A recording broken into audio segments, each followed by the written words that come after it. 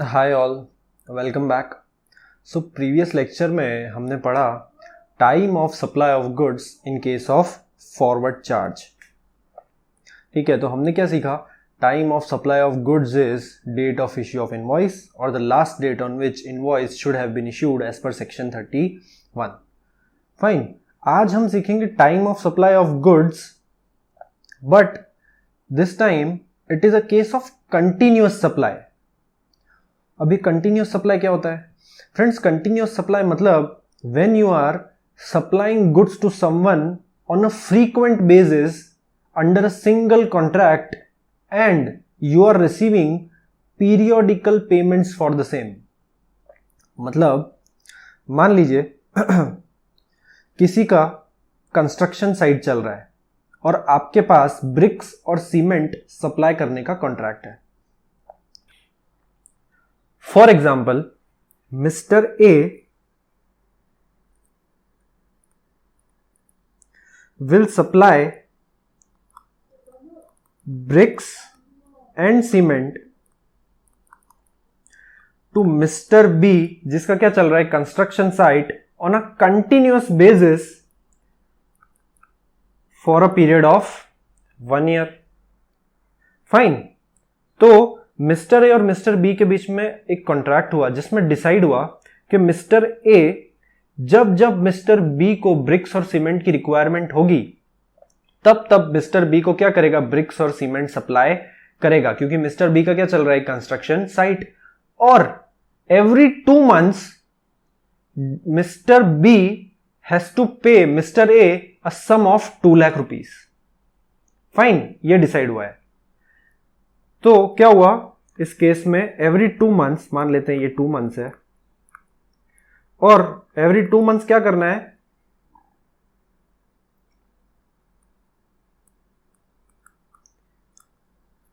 Periodical payment करना है mister B को, मिस्टर ए को कितना? 2 लाख रुपीस का। अगर ऐसा कॉन्ट्रैक्ट नहीं करना चाहते हैं तो वो लोग क्या करेंगे? मिस्टर ए कहेगा कि हर 2 महीने में 2 लाख रुपए नहीं, हर 2 महीने में मैंने तुमको जितना गुड्स सप्लाई किया उसका मैं क्या करूंगा? एक पीरियोडिकल स्टेटमेंट इशू करूंगा। क्या करूंगा? पीरियोडिकल स्टेटमेंट इशू करेगा मिस्टर ए मिस्टर बी को, जिसमें क्या मेंशन किया होगा कि मैंने इस 2 महीने में तुमको इतने गुड्स सप्लाई किए हैं और तुम मुझे उसका पेमेंट कर दो। फाइन, तो एवरी 2 months क्या होगा? 1 साल तक मिस्टर ए मिस्टर बी को करेगा पीरियोडिकल स्टेटमेंट इशू। ये एक तरीके का कॉन्ट्रैक्ट हो सकता है। या फिर उन्होंने डिसाइड किया कि पूरे साल में अप्रॉक्स 12 लाख का बिलिंग होगा, तो ऐसा करना मिस्टर बी, तुम मिस्टर ए को हर 2 महीने में कितना दोगे? 2 लाख रुपए दे दोगे, और 12 महीने कंप्लीट होने पे सपोज टोटल बिल बना 13 लाख रुपए का, तो हर 2 महीने में मिस्टर बी मिस्टर ए को 2 लाख रुपए तो दे ही रहा था, मतलब 12 महीने में कितने दे चुका होगा? 12 लाख रुपए दे चुका होगा। ठीक है, तो बिल कितने का बना? 13 लाख का। तो 12 महीने कंप्लीट होने के बाद जो 1 लाख एक्स्ट्रा है वो मिस्टर बी मिस्टर ए को पे कर देगा। ये एक तरीके का कॉन्ट्रैक्ट हो सकता है जिसको हम कहेंगे पीरियोडिकल पेमेंट कॉन्ट्रैक्ट। दूसरे तरीके का कॉन्ट्रैक्ट क्या हो सकता है? जिसमें मिस्टर ए ने मिस्टर बी से कहा मुझे पीरियोडिकल पेमेंट्स नहीं चाहिए, मैं एक स्टेटमेंट इशू करूंगा कि हर 2 महीने में मैंने XYZ अमाउंट के गुड्स सप्लाई किए और तुम मुझे एग्जैक्टली उतना ही पेमेंट कर देना। So this is a case of continuous supply of goods. Fine, तो प्रोविजन क्या कहता है कि टाइम ऑफ सप्लाई क्या होगा in case of continuous supply of goods? So time of supply would be date of issue of invoice और last date on which invoice should have been issued as per section 31। अब section 31 क्या कहता है कि invoice maximum कब तक issue हो जाना चाहिए? So section 31 says date of issue of periodical statement.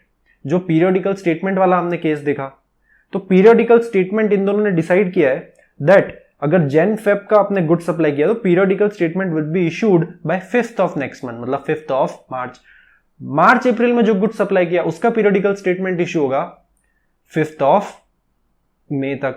Fine, तो इस तरीके से क्या होगा? पीरियोडिकल स्टेटमेंट इशू होगा। So the date of issue of periodical statement would be the last date by which invoice should have been issued, अगर आपने invoice issue नहीं किया है तो। और क्या लिखा है, और date of receipt of periodical payment as the case may B.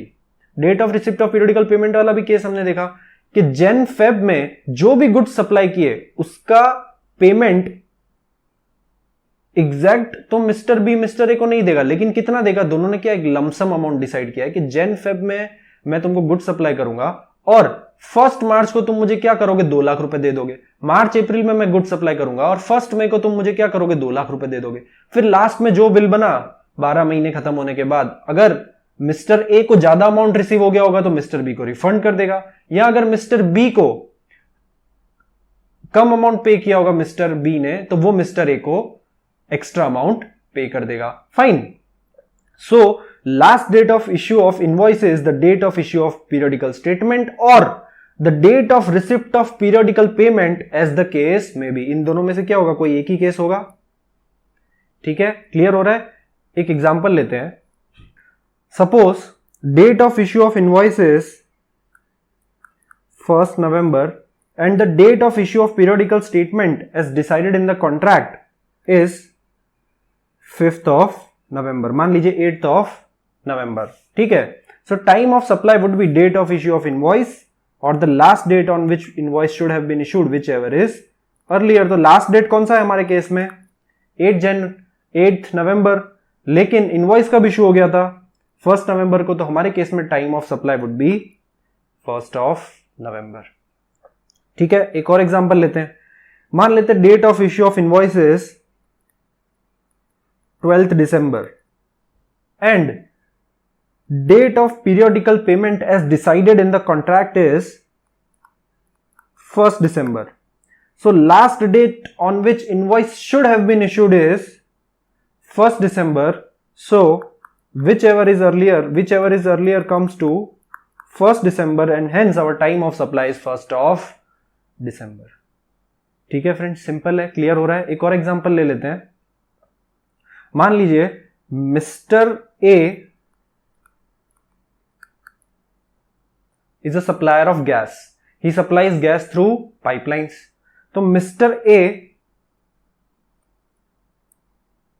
और मिस्टर बी के बीच में जो कॉन्ट्रैक्ट है, as per that contract mister A will supply gas through pipeline and will issue a periodical statement every month, like a periodical statement for January will be issued on 3rd Feb, a periodical statement for Feb would be issued on 3rd March। ठीक है, तो ये supply of gas through pipeline is a case of continuous supply of goods। ठीक है, clear हो रहा है। तो इस केस में date of periodical statement, date of issue of periodical statement कौन सी डिसाइड की हमने, मान लीजिए जैन के लिए 3rd of Feb डिसाइड किया हमने। फाइन, तो जैन के मंथ का इनवॉइस था वो इशू हुआ 5th Feb को। ठीक है, 5th Feb को इनवॉइस इशू हुआ, तो last date of issue of invoice कौन सा था, 3rd Feb। इनवॉइस कब इशू हुआ, 5th Feb। तो टाइम ऑफ सप्लाई क्या होगा, 3rd Feb। ठीक है फ्रेंड्स, क्लियर है। फाइन, एक बार रीड करते हैं। As per section 2 subsection 33 of CGST act, continuous supply of goods means a supply of goods which is provided और agreed to be provided continuously or on recurrent basis under a contract for which the supplier invoices the recipient on a regular or periodic basis। ठीक है, supplier invoice issue करेगा recipient को on a regular और periodic basis, और ये कैसा है, continuous और रिकरेंट सप्लाई है under a single contract. Fine, तो इसको हम क्या कहेंगे, continuous supply of goods. Example, contract for supply of bricks at construction site from September 17 to Jan 18, supply of gas through pipeline. Fine, तो ये किसके एग्जांपल है, कंटिन्यूअस सप्लाई ऑफ गुड्स के। सेक्शन 31 क्या कहता है, in case of continuous supply of goods invoice should be issued before और at the time of issuance of periodical statement और receipt of periodical payment. Fine, ये हमने पढ़ लिया। एक एग्जांपल देखते हैं कंटिन्यूअस सप्लाई ऑफ गुड्स का। Gas is supplied by a pipeline, monthly payments are made by recipient as per the contract. Monthly payment कर रहा है recipient as per the contract. Every quarter invoice is issued by the supplier supported by a statement of goods dispatched. अब friends, इस case में invoice कब issue हो रहा है? क्वार्टरली। लेकिन एज पर कॉन्ट्रैक्ट पेमेंट कब करना है? Monthly. Fine. Goods dispatched and payment made and the recipient has to pay the differential amount if any। ये किस तरीके का कॉन्ट्रैक्ट है फ्रेंड्स? जो हमने सेकेंड केस देखा था, जिसमें क्या कर रहा था मिस्टर बी मिस्टर ए को हर महीने क्या कर रहा था, हर 2 महीने एक लमसम अमाउंट पे कर रहा था, और कॉन्ट्रैक्ट के एंड में क्या करने वाले थे दोनों? सेटलमेंट। किसने किसको ज्यादा पे कर दिया? मान लीजिए मिस्टर ए का बिल निकला 13 लाख और 12 मंथ्स का बिलिंग होना था 12 लाख। ठीक है, तो 12 लाख तो बी ने ए को पे कर दिया था। जो 1 लाख एडिशनल पे करना था वो कब करेगा? After the completion of contract. ठीक है, वो 1 लाख एक्स्ट्रा होना था, ऐसा कब पता पड़ा? जब 12 महीने कंप्लीट हो गए तब। फाइन। अभी तक तो क्या कर रहा था मिस्टर बी मिस्टर ए को एक लमसम अमाउंट पे कर रहा था। फाइन। तो इस केस में क्या है? लमसम अमाउंट पे करना है रेसिपिएंट को। किसको? गैस सप्लायर को। और वो कितना है? 2 लाख पर मंथ। ठीक है। सो अगस्त 5, सितंबर 5 और अक्टूबर 6, इन 3 डेज, इन 3 मंथ्स में क्या हुआ? 3 महीने में, अगस्त सितंबर अक्टूबर, इन 3 महीनों में क्या हुआ? 5 अगस्त को, सितंबर 5 को और अक्टूबर 6 को 2 लाख रुपए पे किए रेसिपिएंट ऑफ गैस ने सप्लायर ऑफ गैस को। ठीक है। अक्टूबर 3 को क्या हुआ? Statement of account issued by the supplier with invoice for quarter July to September. Invoice issue हुआ जुलाई टू सितंबर, जुलाई अगस्त सितंबर, 3 महीने का गैस सप्लाई और 3 महीने का इनवॉइस इशू हुआ 3 अक्टूबर को। लेकिन प्रोविजन तो क्या कहता है? Last date of invoice would be, as per section 31, last date of issuance of invoice would be the date on which periodical payment is made और द लास्ट डेट और the date on which periodical statement are issued. हमारा case कौन सा है? Periodical statement वाला है? नहीं, हमारा केस है पीरियोडिकल पेमेंट वाला, जिसमें रेसिपिएंट क्या कर रहा है? सप्लायर को हर महीने 2 लाख रुपए पे कर रहा है। फाइन। तो और एक इंफॉर्मेशन हमको ये दी गई है, अक्टूबर 17 को differential payment of 56,000 received by supplier for quarter July to September as per the statement of accounts. अब फ्रेंड्स, इस केस में क्या हुआ होगा? जो 3 अक्टूबर को जो इनवॉइस आया ना 3 महीने का, जुलाई अगस्त सितंबर, वो आया होगा 6,56,000 का। इतने का आया होगा इनवॉइस। फाइन। इसमें से 6 लाख तो पे हो गए। 5 अगस्त सितंबर 5 और अक्टूबर 6 को 6 लाख तो पे हो गए। बचे कितने? 56,000। ये रेसिपिएंट ऑफ सर्विस को पता भी नहीं था कि 56,000 आएंगे, या सप्लायर ऑफ सर्विस को भी नहीं पता था कि 56,000 ही होगा। ये कब पता पड़ा? जब 3 महीने बाद सप्लायर ऑफ सर्विस ने क्या इशू किया? इनवॉइस इशू किया और देखा कि टोटल पेमेंट कितना बन रहा है? 6,56,000। लेकिन एज पर कॉन्ट्रैक्ट हर महीने जो रेसिपिएंट ऑफ सर्विस है, जो रेसिपिएंट ऑफ गुड्स है, वो कितना पे करना था? उसको 2 लाख रुपए। तो अब जो डिफरेंशियल 56,000 है वो recipient of goods, supplier of goods को पे कर रहा है। कब कर रहा है? अक्टूबर 17 को। Fine. So determine the time of supply. अब इस केस में टाइम ऑफ सप्लाई क्या होगा फ्रेंड्स? 3 अक्टूबर को इनवॉइस इशू हुआ 6,56,000 का। 5 अगस्त को 2 लाख का पेमेंट हुआ, तो 2 लाख के लिए टाइम ऑफ सप्लाई कौन सा होगा? 5 अगस्त। 5 सितंबर को और 2 लाख का पेमेंट हुआ, तो 5 सितंबर comes before October 3। Yes, it comes before October 3। तो इस 2 लाख के लिए भी टाइम ऑफ सप्लाई कौन सा होगा? 5 सितंबर। 6 अक्टूबर को जो आपने 2 लाख पे किए, उससे पहले 3 अक्टूबर को क्या हो गया था? इनवॉइस इशू हो गया था। So date of issue of invoice or the date of periodical payment as mentioned in the section 31, whichever is earlier is the time of supply. So इस केस में क्या होगा? 6 अक्टूबर और 3 अक्टूबर, whichever is earlier. So 3 October, that is date of issue of invoice, is the time of supply for payment of 2 lakh made on 6th अक्टूबर। एक और payment हुआ 17 अक्टूबर को, कितना 56,000 का, उसका इनवॉइस कब इशू हो गया था 3 अक्टूबर को। तो इस केस में भी टाइम ऑफ सप्लाई क्या होगा 3 अक्टूबर और 17 October whichever is earlier which comes to 3 October. ठीक है फ्रेंड्स, तो इसको एक बार रीड करते हैं। सो एज यूजुअल पहले क्या लिखा है प्रोविजन, फाइन, और लास्ट में क्या लिखा है कंक्लूजन। हमको बीच में और क्या चीज लिखनी है फैक्ट्स ऑफ द केस, जिसमें आप क्या करोगे आपके क्वेश्चन को एक्सप्लेन करोगे।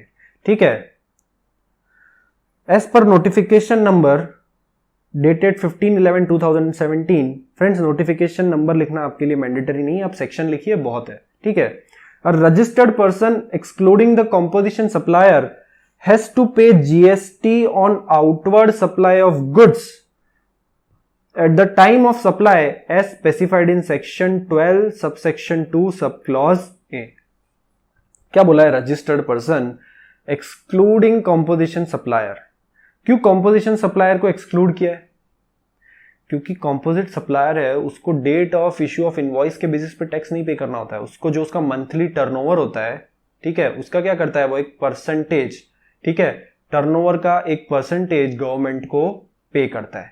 फाइन, सो ये time of supply of goods किसको अप्लाई नहीं होता है कंपोजिशन सप्लायर को अप्लाई नहीं होता है। ये केवल किसके लिए है जो अंडर नॉर्मल स्कीम है, अंडर रेगुलर स्कीम है। फाइन,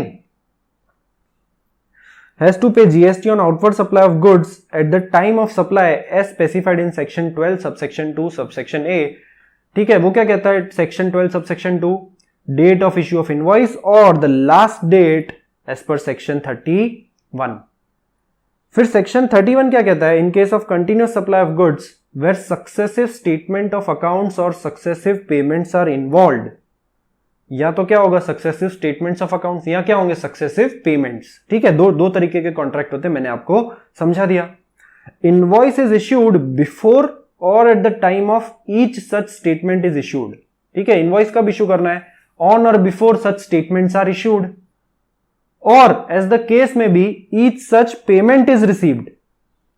ठीक है, अगर पेमेंट डेट डिसाइडेड है तो पेमेंट डेट के दिन या फिर उससे पहले क्या होना चाहिए इनवॉइस इशू हो जाना चाहिए। Therefore invoice should be issued on August 5 on or before, हाँ invoice should be issued on or before August 5, September 5 and October 6 when the monthly payments of 2 lakh are invoice कब तक issue हो जाना चाहिए था मैक्सिमम? जब आपको payment मिले उस डेट को या उस डेट से पहले, जो कि हमारे केस में क्या है अगस्त 5, सितंबर 5 and October 6।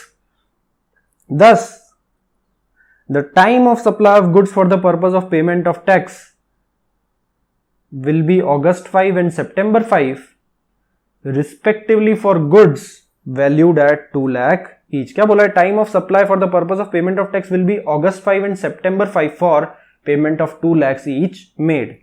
For 2,56,000 the time of supply for the purpose of payment of tax would be October 3 the date of issuance of invoice। क्यों October 3? Because October 3 comes before October 6 and October 17। और provision क्या है? Date of issuance of invoice और the date of periodical payment as per section 31 whichever is earlier। ठीक है, सो सितंबर 5 और अगस्त 5 को जो पेमेंट हुआ उनके लिए सितंबर 5 और अगस्त 5 ही क्या है टाइम ऑफ सप्लाई, क्योंकि वो date of issue of invoice से पहले है।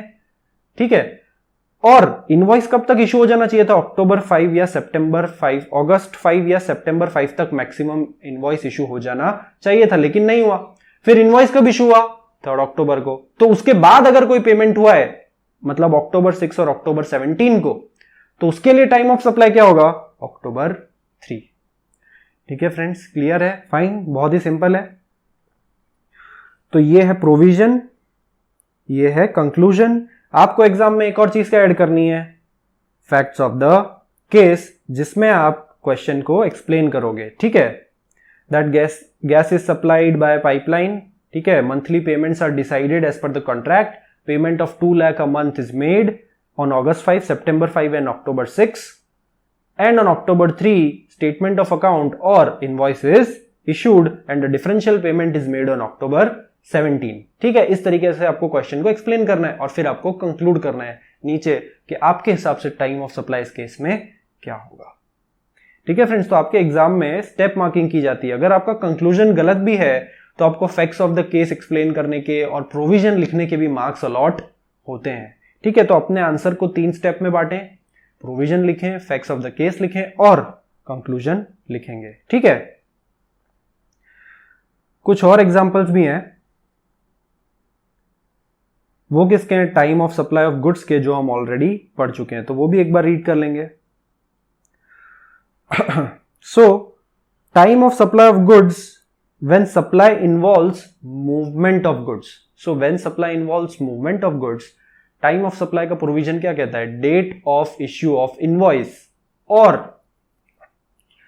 date of removal of goods whichever is earlier. ठीक है, invoice should be issued maximum by date of removal of goods. ठीक है, तो हमारे केस में क्या है हम लोग देख लेते हैं। invoice कब इश्यू हुआ, 26 अक्टूबर को।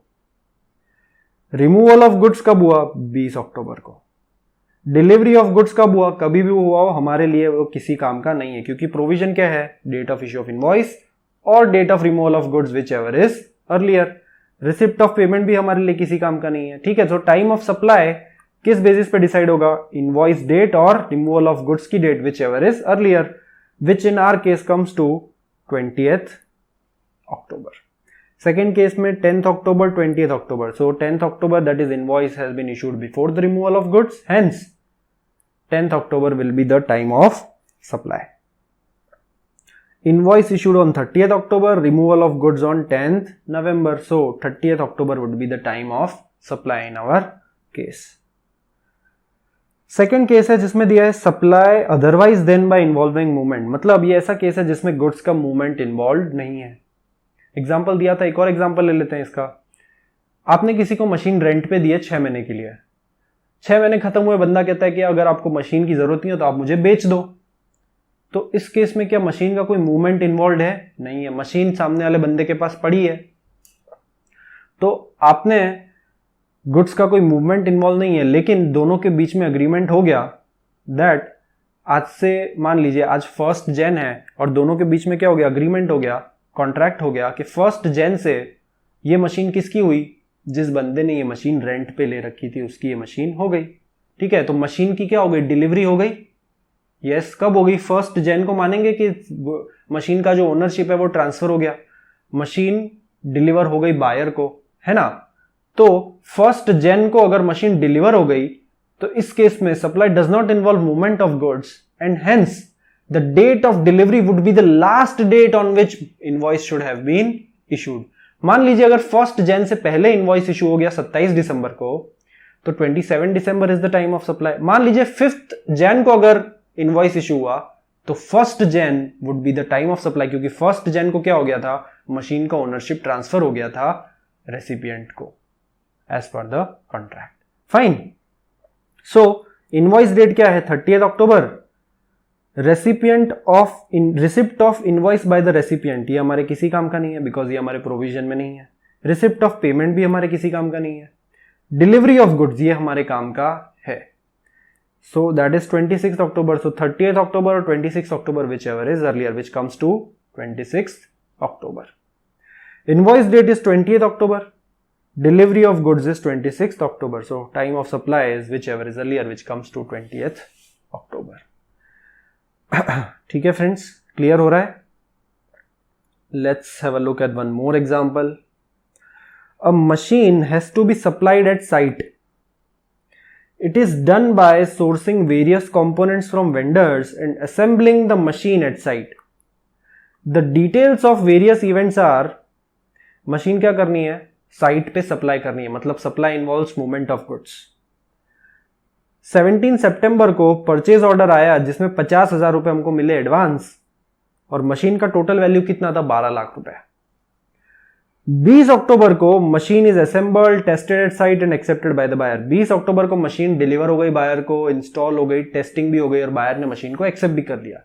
ठीक है, so 20th October is the date when goods are made available to the buyer as well as goods have been removed from the factory, from your premises, from the premises of supplier.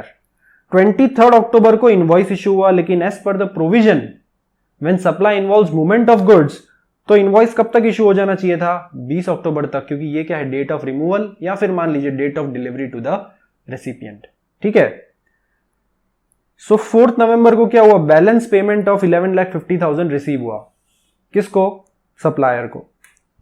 So as per our provision, date of issue of invoice that is 23 October, और date as per section 31 which is 20 October, क्योंकि इस दिन क्या हो गया, machine supply हो गया। ठीक है, so whichever is earlier which comes to 20 October is our answer, is our time of supply. ठीक है, let's read it. A registered person excluding composition supplier has to pay GST on the outward supply of goods at the time of supply as specified in section 12 subsection 2 subclause A, that is the date of issue of invoice or last date as per section 31. Therefore, time of supply for the purpose of payment of tax for the entire amount of 12 lakh is 20th October, which is the date on which the goods were made available to the recipient as per section 31 subsection 1 subclause B, and the invoice should have been issued on this date. ठीक है friends, question में clearly mention नहीं है कि goods का movement involve था या नहीं था, बट क्वेश्चन में जिस हिसाब से दिया है, machine is assembled, tested at site and accepted by the buyer, तो मूवमेंट इन्वॉल्व हो या नहीं हो, आप मान सकते हैं कि सेम डे ही गुड्स रिमूव हुए, क्योंकि कोई क्वेश्चन में इंफॉर्मेशन नहीं दी है। और अगर मान लीजिए मशीन बायर के प्रीमाइसिस पे ही थी, तो क्या हो गया, 20 अक्टूबर को उसका टेस्टिंग हो गया और एक्सेप्ट किया बायर ने एज पर द कॉन्ट्रैक्ट। तो मान लेते हैं अगर गुड्स का मूवमेंट इन्वॉल्व नहीं भी था, तो भी डिलीवरी कब हो गई गुड्स की? 20 अक्टूबर को हो गई बायर के प्रीमाइसिस पे। ठीक है, या फिर मशीन बायर को अवेलेबल करा दी गई 20 अक्टूबर को। So 20 October would be the time of supply in our case. Fine. So next lecture में हम पढ़ेंगे time of supply in case of sale on approval basis. Fine.